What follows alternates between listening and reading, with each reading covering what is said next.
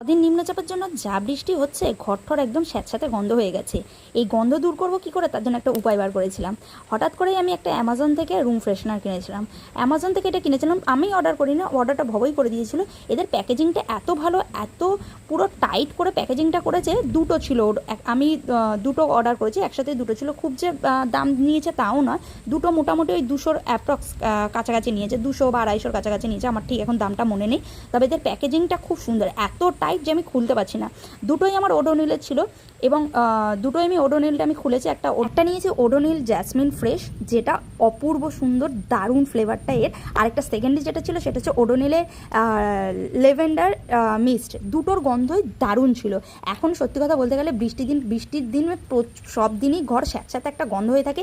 এইটা দিলে আর সত্যি কোনো গন্ধ থাকবে না। প্রথমে তো আমি বুঝতে পারিনি যে কোন দিকে স্প্রে করবো, মানে আমি যেন ক্যাপটা খুলতে হবে, তারপর দেখছি না, ক্যাপ খোলার দরকার নেই, মানে ক্যাপটা খোলা যাচ্ছে না, ওই মাঝের জায়গাটা স্প্রে করলেই মানে গন্ধটা ছড়িয়ে যাচ্ছে।